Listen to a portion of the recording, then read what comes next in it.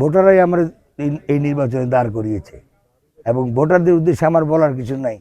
আমি এখন এতিম, আমি একদম মানুষ, সাধারণ মানুষ। আমি এই এতিম হয়ে আজকে যারা নিকলি-বাজিতপুরের 3,52,000 কর্মী, তারা আমার পিতা, তারা আমাদের মাথা, তারা আমার, তাদের সন্তান। আমি তাদের কাছে বিচার দিলাম, বিচারের রায় তাদের কাছে। আমি যদি বিগত দিনে এই এলাকার জনগণের জন্য পাশে থাকি, আন্দোলন সংগ্রামের জন্য যদি তাদের জন্য কিছু করে থাকি, আল্লাহ যদি একজন থাকে, এই বিচার ব্যালটের মাধ্যমে ইনশাল্লাহ। আসসালামু আলাইকুম। আজকে যে মনোনয়ন সাবমিট হয়েছে, এই মনোনয়ন আমার সাবমিট করা না।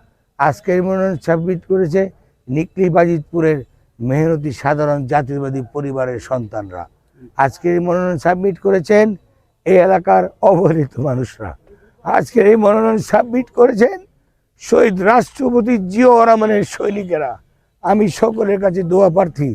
আর নিকলি-বাজিতপুর মেহনতি মানুষের চাহিদা পূরণের জন্য আমি মনোনয়ন সাবমিট করেছি। জয় পরাজয় কেউ বলতে পারে না।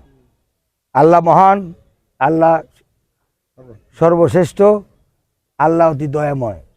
আমি দয়ের প্রতি আশাবাদী, অনাশাবাদী কিছুই বলবো না।